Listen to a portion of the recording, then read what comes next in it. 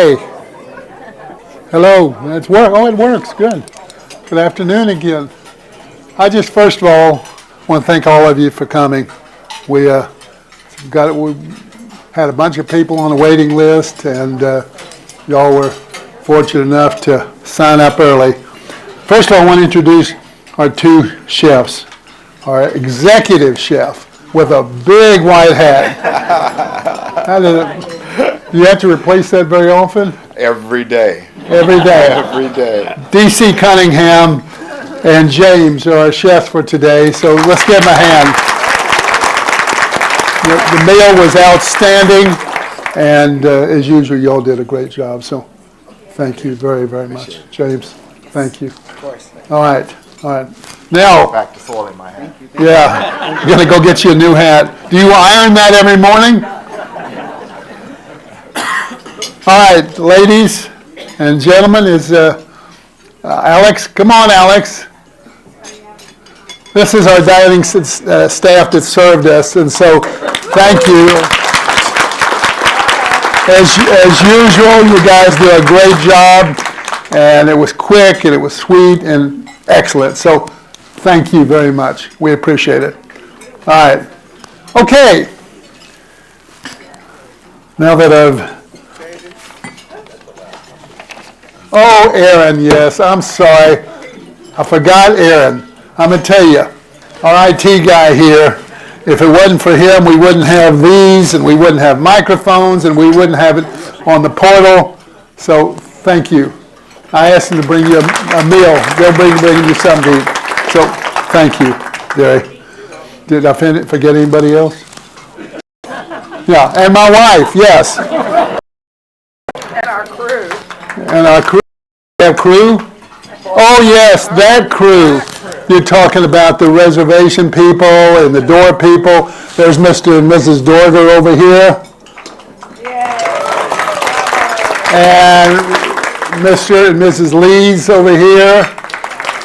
And Bruce and Layla Koenig are not here. Bruce had a little surgery the other day, so wouldn't be here. But I'm going to tell you, we could not do this without this crew. They are outstanding. So thank you. Okay, it's my pleasure to introduce to you Dr. Dean Kellogg. Dean, as I said earlier, is a doctor, PhD. He's a tank driver.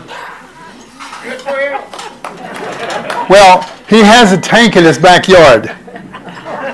Is that right? Yes. What kind of tank? I forgot you already said that. M8 Greyhound, World War II. In his backyard. I had pictures of it, but I cut them out because I didn't want to go too long. But I can come back. I can come back. Dean was here a few years ago, actually before renovation. We had the Eagle Luncheon across the bridge there in the dining room. The water's edge. I was just playing the song, wherever it is. Anyway, but he was here a few years ago, and it's been several years, maybe 4 years. I think it was pre-pandemic, so. Yeah. Anyway, so we are really thrilled to have you back. He's got some great information. He's a smart guy. And so, Dr. Kellogg, thank you. Thank you very much. Thank you, sir. Yeah.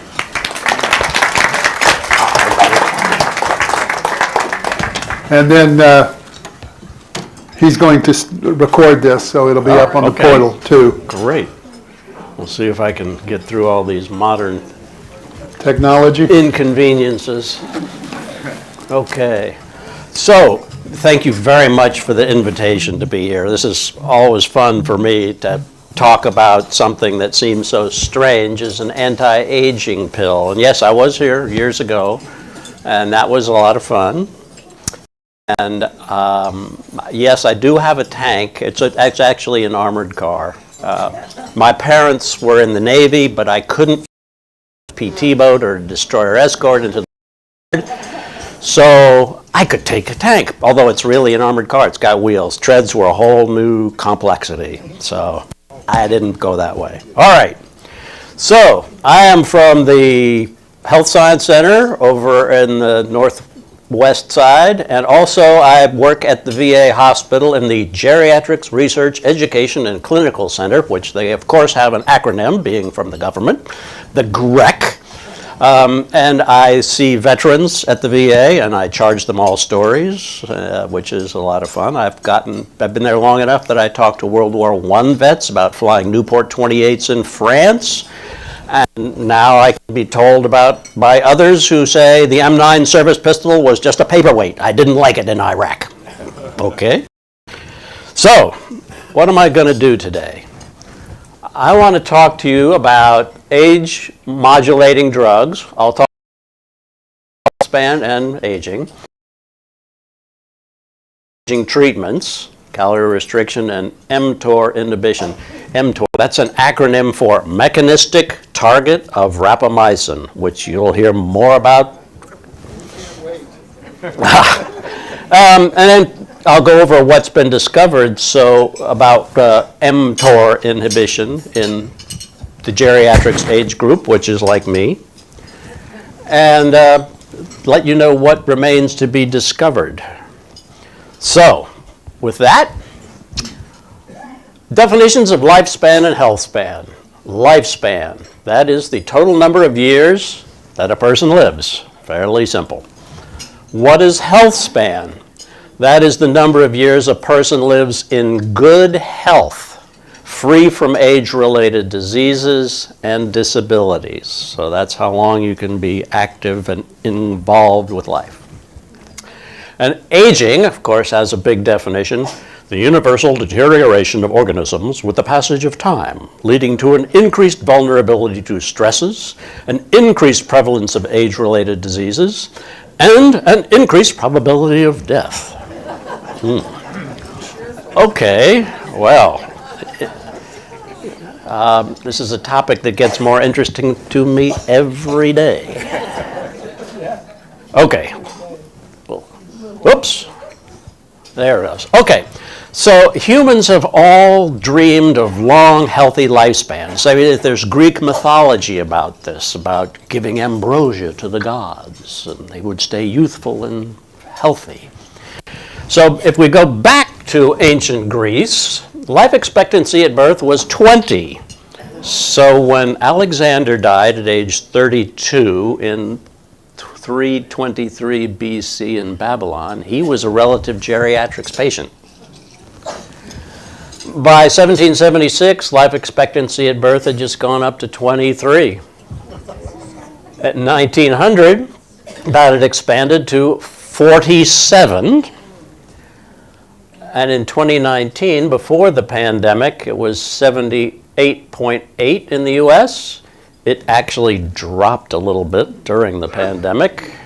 But the last good statistics are that the life expectancy at birth for Americans averages 79.46 years. And so we have longer lifespans, but what about longer health spans? So there's a sex difference with this too. We have the longer lifespan, but the health spans has been a little bit challenging to change that. And here, this illustrates it. For women, they have an average, the lifespan's 81.1, but of that time, as much as 12.4 years can be spent in poor health, where you are dependent on the help from others. For males, the lifespan is about 76 years, and then they spend about 10 years, 9.8 years in poor health. So, yes, women live longer, but then they have to endure a longer period of poor health. Why that is not completely understood, but there is this sex difference. And what you'd like to have is a long, healthy life and drop these bad times out. So a compression of morbidity. All right. So what happens that leads to the disabilities are age-related diseases. Some are syndromes and some are age-related problems. So, oops, complicated. So if you look at this, there's of course, I'll get it yet. This is a cognitive test. We've got a doctor that can help you. Yes, I know the people at the Biggs Institute, so I know where to go. At least I think I do. So, depression, cognitive decline, as we're talking about, cardiovascular disease, type 2 diabetes, urinary problems, disabilities, especially with walking, ambulation, dressing, toileting, bone fractures with osteoporosis, and that with falls is a bad combination. And of course, you can always know that there's no medical problem doctors can't make worse by giving you too many pills. Okay. So here is a big problem. I'll go a little bit into this specifically about age-related changes in cardiovascular disease. So one of the things that happens with advancing age is that you don't get the things right on the buttons. There's stiffness that increases in the vessels with advancing age, hardening of the arteries. So in youth, you have very elastic arteries. So the aorta, the large vessel that comes out of the heart, is very elastic. And when the heart is ejecting blood, some energy is stored in that elasticity. And then when the heart is refilling itself, that elasticity can be used to pump the blood through the body. It's like stored spring. When you've got nice, non-stiff, nice compliant blood vessels. But over time, there's an increase in collagen in the aorta and the elastic vessels. So they go from nice elastic pipes to rigid, they're very stiff pipes. They're very stiff. So that's hardening of the arteries. And when you're in this condition, you don't have the ability to store that energy, so blood perfusion when the heart's refilling is compromised, and you get a big swing in the blood pressure, so it goes way up and pounds the blood vessels in the head, and then it goes way down, and you could pass out, and it goes way up. So hardening of the arteries, and it's related to an increased collagen content in the vessel wall, so you go from a nice elastic pipe to a rigid steel pipe. Okay. So that's an age-related disease. It's related to the process of wound healing where you want collagen to be formed, but you don't want to form it in your aorta. Okay. So what drives this type of process? There are 12 mechanisms, which I'm going to figure out eventually. Okay, this is different comic relief than I thought it would be.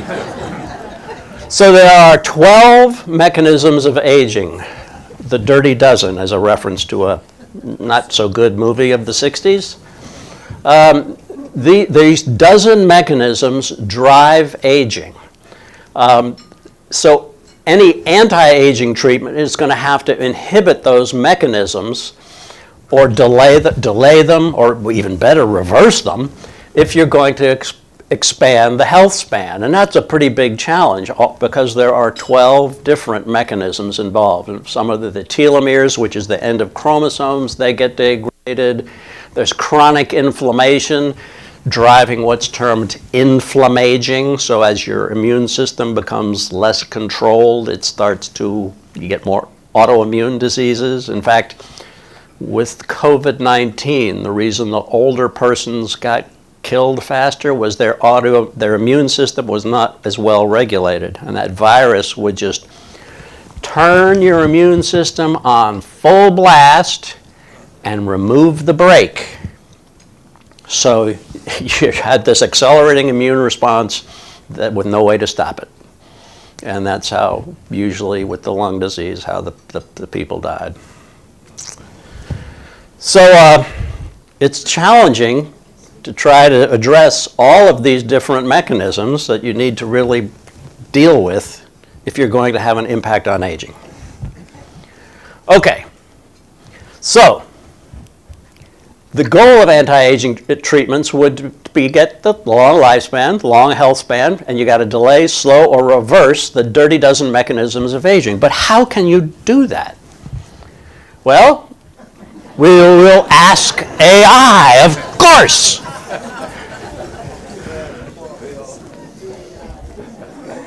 And here's what comes up. And this is real. This is hot off the AI press. Blueprint Brian Johnson snake oil, only $37.05 a bottle if you get a subscription. And it helps your brain, it helps your heart, it helps metabolism, and there are 626 five-star reviews. And this really is being sold. So, okay, you could try Blueprint Johnson according to AI, but if you've got a little more money than $39 or whatever, you could try joining this Matter Bio Wellness Club, which is in Austin, not too far. Special rate, about $1,200 a month.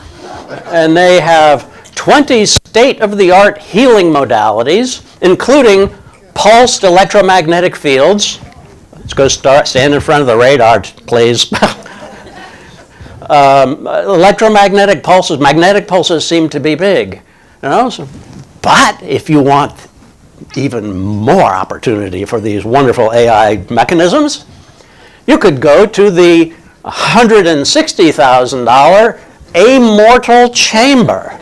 I don't know where they came up with that. But the Amortal Chamber aims to extend health span. And you lie on this thing, and it gives you 5 stacked modalities simultaneously while you lie in a NASA-inspired zero-G position. And again, we've got pulsed electromagnetic fields. You've got hydrogen inhalation. Don't smoke. And it gives you sound vibrations and photobiomodulation to promote collagen production. Wait a minute. You want to promote collagen production? What drives hardening of the arteries? Okay, well, I found all those 3 last week, and I just thought they were too amusing to not include those. So, but what are some scientifically proven aging therapies? What really, you look at the science?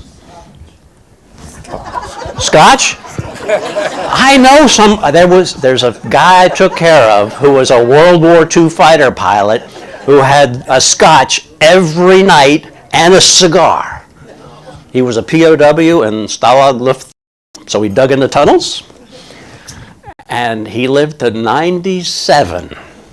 So you're right, scotch, there you go. Of course, there's a number of them here. Okay, so what is a scientifically proven anti-aging treatment? Yes, there is one, calorie restriction. It was proven in 1935. In laboratory rats, a 30% calorie restriction increases lifespan and health span by 10 to 50%. So it worked in the rats in the 1930s. And it was found to work in primates, rhesus monkeys. So here we have pictures of a rhesus monkey that was fed whatever they wanted, and one that was 30% restricted in terms of calories. And it didn't matter if it was protein that was restricted or sugar that was restricted, it was just the calories. That's what made the big difference. So here we can look at this guy. These are both the same age, 27. The average lifespan is 27, although the maximum is 40. So here's one that ate whatever he wanted. Oh, I've got this blank stare, My fur is kind of gray and it's falling out in places. Oh, I'm drooling a little bit. I've got a hump here, and I've got a little fur's coming off, and my tail is not erect. And here's the one that was 30% calorie restricted. My fur is brown, my eyes are piercing, and if you get close, I'll bite you. I have no hump, and my tail is sticking up. So it worked in the primates. Okay, what about people? Well, getting people to do calorie restriction is very difficult. You have to have a highly motivated population.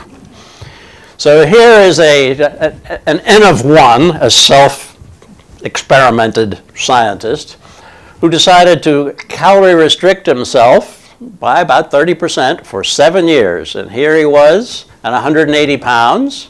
And here he was 7 years later with the calorie restriction at 134 pounds. So what benefits did he get just with himself? Insulin levels were lower.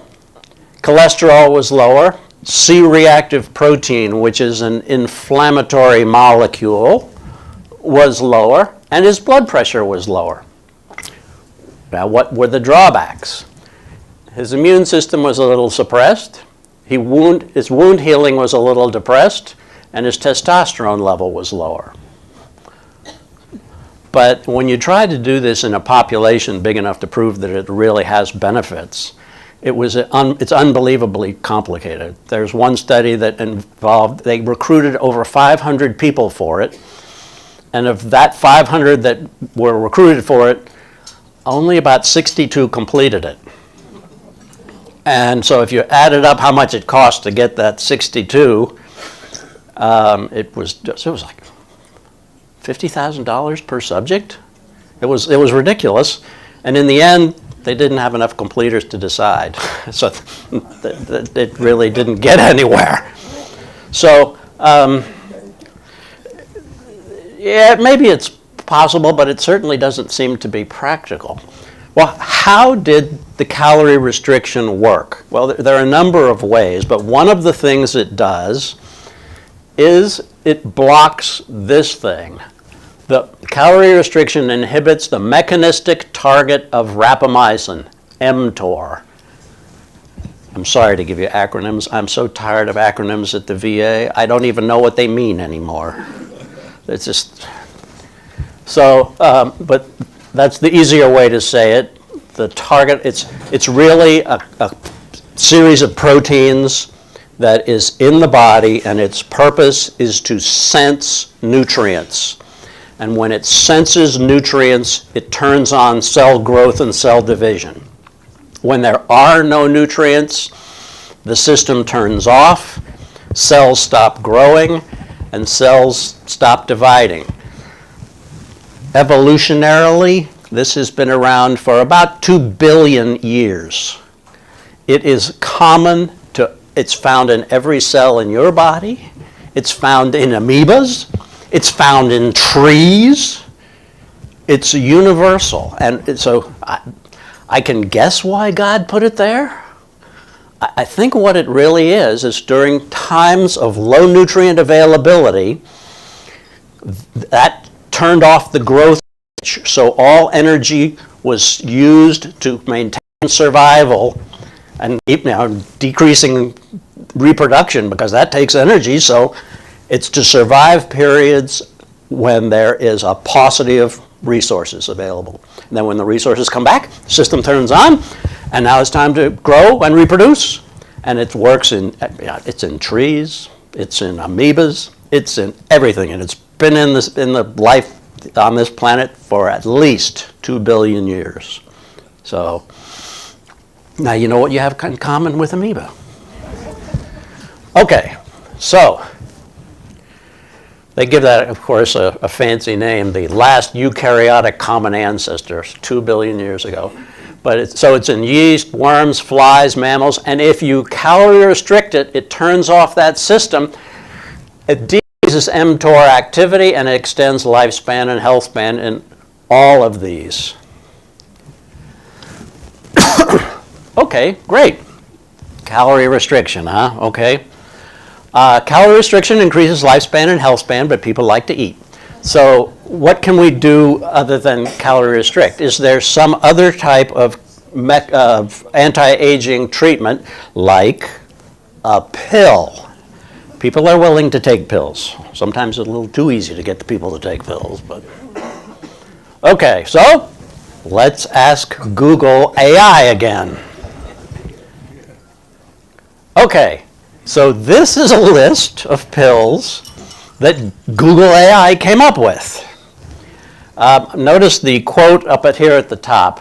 If you do a Google search for anti-aging medications, most of what you get is stuff that somebody wants to sell you and make a profit, but which actually don't work. This is by Dr. Miller, who is involved in the experiments that I'm going to go over shortly. So here's the list that Google AI came up with. The ones in white, the ones just with black, have never been tested, so nobody really knows. Tests with vitamin E show actually some bad effects in males. If you take 400 units of vitamin E a day, your chances of prostate cancer go up. Okay, that's not good. Sulforaphane, that's an antioxidant, and that can put people into heart failure. So I know that. My father took it, and he had no heart problems, but after 2 weeks of that stuff, he had trouble walking from his lawnmower to the house. So stop it, went back. So these that I mark off here, nicotinamide riboside, fisetin, and resveratrol, those have been tested, and they didn't do anything. So, is there proof that any of those extend lifespan and health span? No. Now for a slight digression into the world of science research projects. How do you scientifically prove that an anti-aging pill really extends lifespan and health span? Well, for this, the National Institute on Aging had a great idea at the turn of this century. So starting in 2002, they developed the gold standard in the quest for anti-aging pills. It's the Intervention Testing Program. Of course, ITP is the acronym. The purpose of this large study is to identify nutritional and pharmaceutical interventions, preferably FDA approved, so it makes your regulatory life easier. That can be given orally, not injected, and do extend lifespan and health span of male and or female mice that are raised in 3 different colonies. One of them is at the Health Science Center in San Antonio, one is at the University of Michigan, and one is at the Jackson Labs in Maine. That started in 2002. They've completed the studies on 60 compounds that have been tested. Most of them failed. And what do they look for? They give this to the mice in the food, to male and female mice. Then they have a placebo control that just gets the food. And they see how long do they live and how long they can maintain their activity level. How do you measure activity in a mouse? You have what's called a rotorod. It's basically a rotating rod, and you put the mouse on it, and you time how long they can ride the rod before they fall off. So the rotorod, the longer you can stay on, the healthier your mouse is. Okay. So what has worked? Now, I'm separating these out by sexes because there's a huge sex difference in these things. These are agents that extend. I'm screwing up again. Okay. This extends lifespan and health span in male mice, but not in female mice. Okay? Aspirin, but you start, an old mouse is about 20 months. That's a geriatric age mouse. Okay? So starting it at 4 months, you're starting it in a teenage mouse. So aspirin did it, 17-estradiol did it. They tried that with 2 doses. NGDA, but you had to start it early in life, 6 months. Protandim, which is a that was an interesting one. It would work in both in males if you started at 7 months, but if you started it later in life at 16 months, it caused a 6% decrease in the female lifespan. You would think people would want to know that when they get put on this stuff, because this is used in diabetes control. These others, but they had to be started early. So this is the list that works in males, but not females, and could even conceivably be harmful in females in one case. What about ones that can extend female but not males? Well, there was one, captopril, and it had to be started in young mice.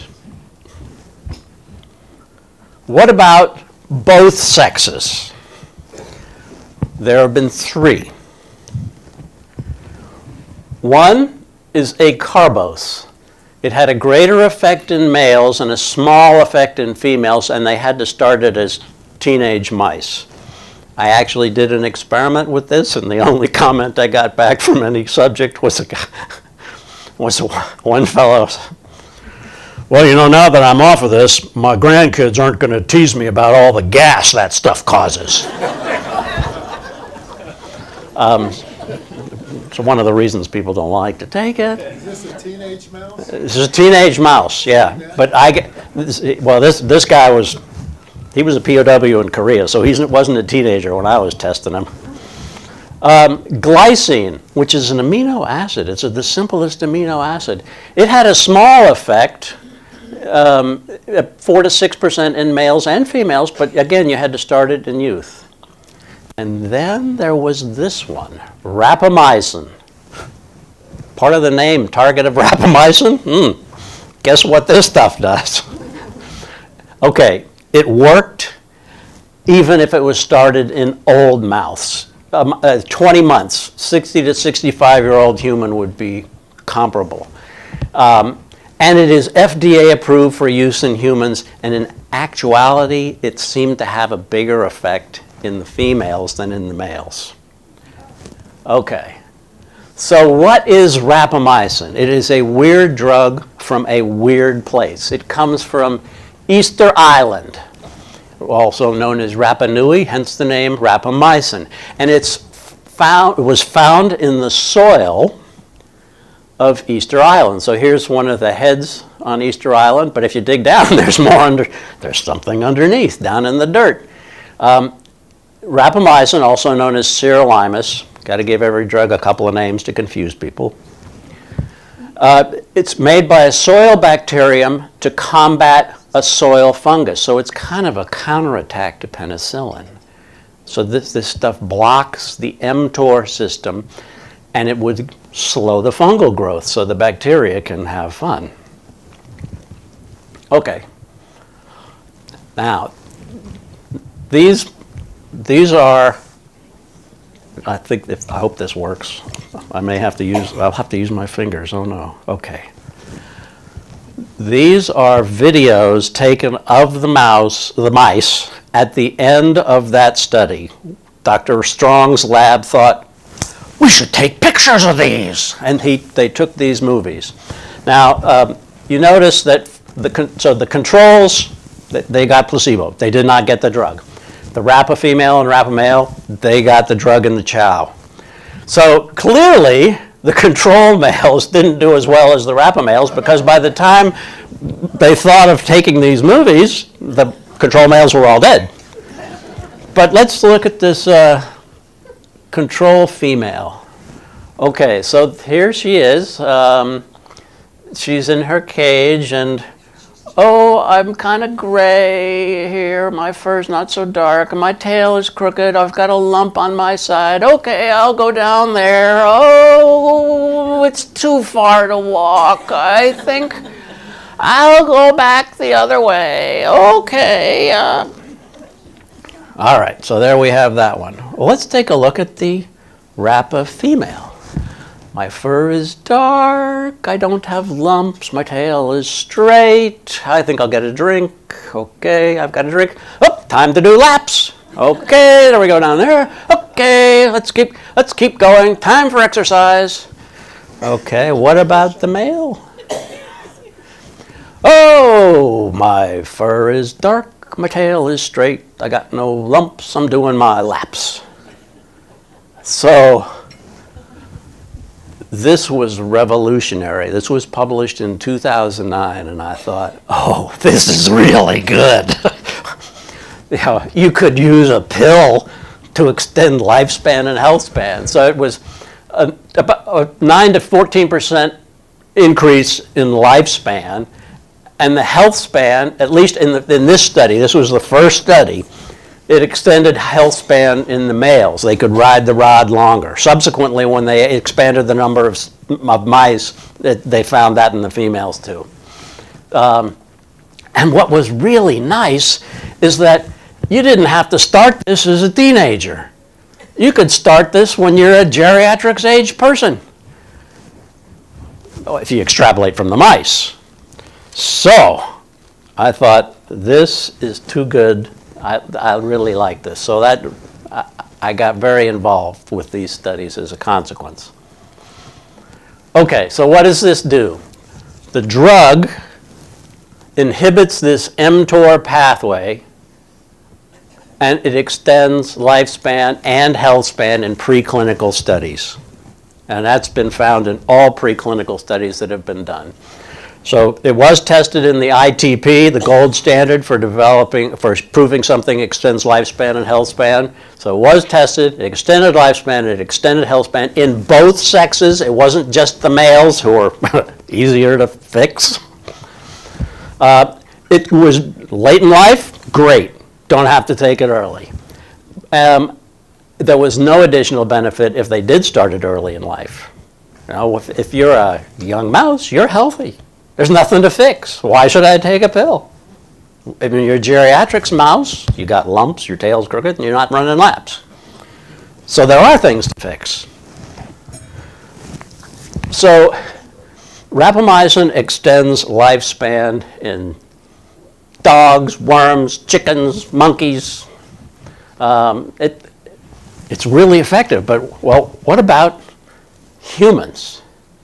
Is it an anti-aging treatment for humans? And that's a hard thing to do because if you start it, the humans are long alive. By the time you've got an answer, the researchers will be belly up. So anyway, I decided this was worth trying. So what can I tell you about what rapamycin really is known for? There are two mTOR inhibitors that you can take orally. One is called rapamycin, or sirolimus, and the other is called everolimus. They're both FDA approved and are used as immunosuppressant drugs for preventing transplant rejection. This is one of the reasons lots of doctors are scared of this. You'll turn them into a petri dish, they'll grow up fungus and everything.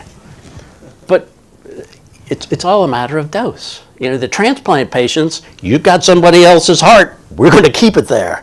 And we're going to give you more of this pill, so you keep it there. If you feel bad, too bad.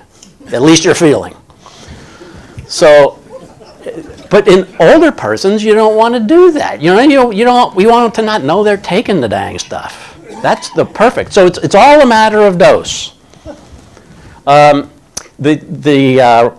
mTOR inhibitors are also used in drug-eluting stents for coronary artery disease and for some weird diseases like lymphangioliomyomatosis, which is just a weird thing, and tuberous sclerosis. It blocks the problems of tuberous sclerosis patients.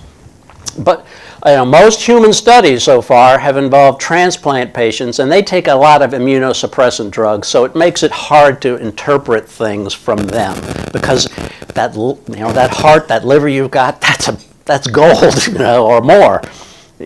So they get the combination of drugs. So they're polypharmacy to begin with. So extrapolating that to a healthy human is difficult.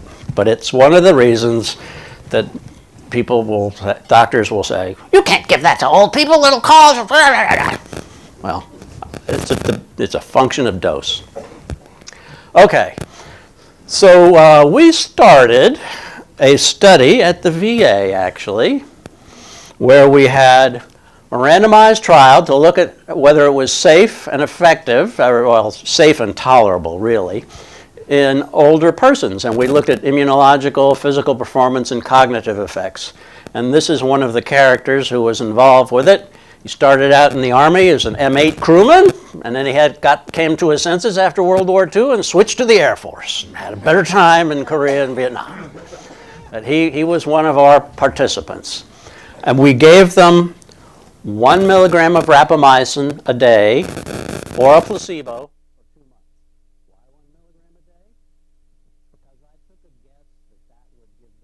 Enough level to have an effect, but not make them feel bad. You know, the transplant patients will get 4, 6, 10 milligrams a day. So you start low and go slow. You won't get in some trouble. So our intolerable for healthy older persons age 70 to 95. Why 95? Because one of my patients was 95 and he wanted to be involved. And we did it at the VA. And what did we find? Well, we found a few adverse effects. 2 on the rapamycin got diarrhea. One was the 95-year-old guy. And he probably had a problem with the drug. He'd been on it for 2 months. He stopped, then the diarrhea started. He stopped it. Diarrhea went away, then it came back. The other guy was on the drug for 3 days, traveled to Mexico, and then came back. And he developed diarrhea. And he said, I'm finished. Okay, I was never sure whether it was the trip or the drug, but 2 patients got mouth sores. One was on the Rapa, one was on the placebo that went away in 48 hours when they were taking the drug. They didn't even tell us about it. And one got a rash. You can get a facial rash with these. These are all side effects that are reported in the transplant patients. So it wasn't surprising, even with the low levels, that we would get some of this. We did find a slight decrease in their red cells, the red blood cells. They were a little smaller. It wasn't clinically significant, but it did make you wonder whether they could become anemic over time. There was a weight loss of a couple pounds on the Rapa, but there was no change in the physical performance, which is like gait speed. There was no change in cognitive testing. And immunological tests using vaccines, we couldn't find any difference. But it was a small group. It was a pilot study, the first time we'd done anything. So, did it seem rapamycin was safe? Yes. Was it tolerable? Yes. It seemed to be worth going further.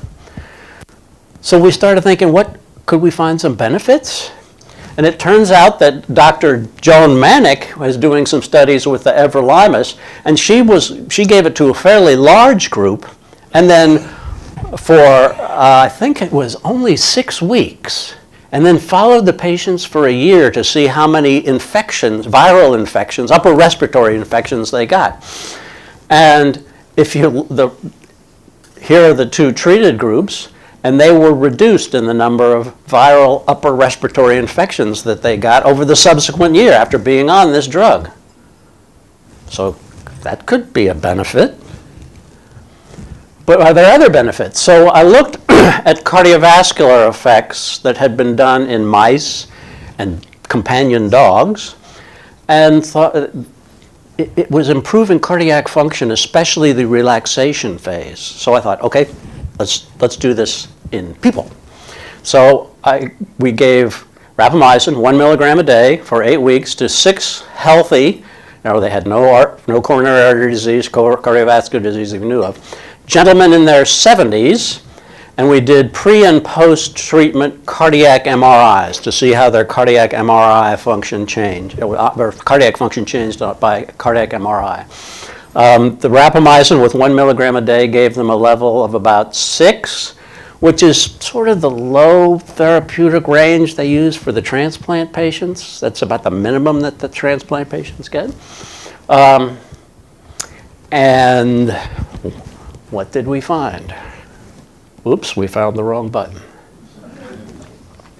Okay, so this is a kind of busy slide, but these are 3 parameters of diastolic function, which is the relaxation phase of the heart. As you get hardening of the arteries, you also get hardening of the heart, basically. Collagen grows in there. It's a bigger problem in women than in men. It's called heart failure with preserved ejection fraction is what they get, or HFpEF, acronym again. So we also found that this particular chemical, soluble ICAM1, which causes cardiovascular inflammation, decreased in the rapamycin group. This one, soluble RAGE, receptor for advanced glycosylation end products. This is a protective one, and it went up with the rapamycin. So you were adding protection, and you were decreasing bad stuff, and the result seems to be that at least the relaxation phase where you're refilling the heart was improved. What do I think happened? I think that rapamycin decreased the collagen content in the vessels and in the heart, so it reversed hardening of the arteries. This has been based on studies done in mice where they got this kind of result, and then they dissected out the hearts and vessels, and they found, well, it didn't add any elastic stuff, but it got rid of collagen. And another study I've done, we gave this to people who get keloids, which are big collagen scars, and if they smear a topical rapamycin ointment on it, the keloid slowly shrinks. Ha, ha, ha. So it kind of fits with what mechanism I think is working here. Okay. So there have been a number, it's a big popular drug all over the place, but at the Health Science Center here in particular. So these studies are either published or being analyzed now. There's the Carpe Diem study that I did with the people at the Bigs. We were looking to see if it was safe and tolerable to give rapamycin to Alzheimer's patients, and we gave it to a milligram a day for 2 months, and they did fine, no problem. But we didn't see any change in cognition, but you know, it was 2 months. So that led to the REACH study, which was rapamycin for Alzheimer's disease in 40 subjects. Some are placebo, and this went on, they were treated for a year. And that ended in April, and the data are being analyzed now. Can I tell you what the results are? No.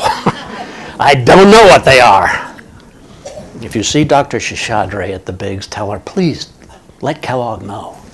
She's the one who runs the Bigs. So, I did a follow-up cardiovascular study in 20 subjects where they got 2 months of RAPA, and this time we added contrast to the cardiac MRI to look at what happened to fibrosis. I got the data collected, now it's time to analyze it. We also looked at the effect of topical rapamycin on an epigenetic clock. If you look at changes in the genes, you can kind of judge how old a person is, whether it's different than their chronological age. And then there was another study with bladder cancer, which seems to be going on forever. But is RAPA or Evro going to be the first proven fountain of youth drug? Well, there are a lot of questions left to be answered. They seem to be safe and tolerable in older men and women. They're certainly not any worse than the transplant patients get, and the transplant patients get higher levels. There do appear to be some benefits, at least the cardiovascular ones. Don't know about the cognitive ones yet, but there are questions. So what are some questions? Well, which of the two mTOR inhibitors would be better, rapamycin or everolimus? They're very similar, although rapamycin is a little more soluble in fat than the other one, so maybe that would penetrate the brain better. But nobody really knows the answer to that. And how much should we take? And how often should we take it? Do we need to take it every day? We need to take, what about once a week? And so these people have to figure out how much they should take. Oh no, what happens if we take too much? Notice, the male has a bigger effect. And she's still drinking to catch up. Okay. So, what drug? How much? Daily? Intermittent? And there are 2 studies that are going to start. One of them is going on now, and the other one is going to start to try to address these questions. One of them is the Restore project, which I'm doing with, well, we have a big team doing it actually. Our first part, which we've completed, is to measure mTOR activity in youth. So we know what people in their 20s had. And then, over time, that system becomes more and more active with advancing age. And what we want to do is find out what our target should be, and then how much rapamycin or everolimus do we have to give in older people to bring it down. That trial is going on. Then there's going to be another one start up looking at rapamycin, dapagliflozin, and semaglutide. That should start in 2027. And so, with that, I've come to the end of this. And what questions are there? First of all, thank you so much, Dean. We really appreciate it. And we got some people with microphones around here. Any questions over here? Monica, just a minute. Could you speed it up, Lees? Mr. Lees, faster. Take some medicines. It's her, not him. We don't want to hear from him. In discussing collagen, many of us use collagen as a supplement. I know. So what is that saying? You digest it. It just goes in one end and out the other. It doesn't have an impact at all? Only on your wallet. Thank you. Lee, we got Susan. Rapamycin is made from the bacteria, That's where it was found. Now it's synthesized. and now the The everolimus was not. They took the rapamycin and changed the molecule by adding one molecule to it to make it a little more water soluble. So the difference is minuscule. Okay. Got another question over here.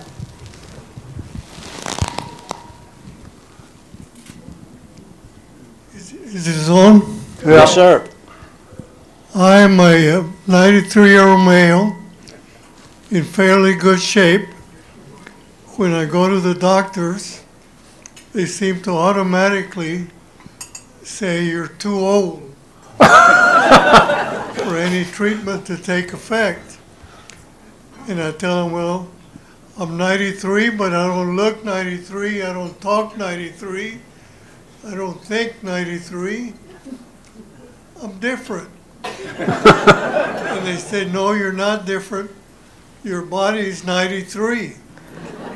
So, but it seems to be that these trial studies are generally done.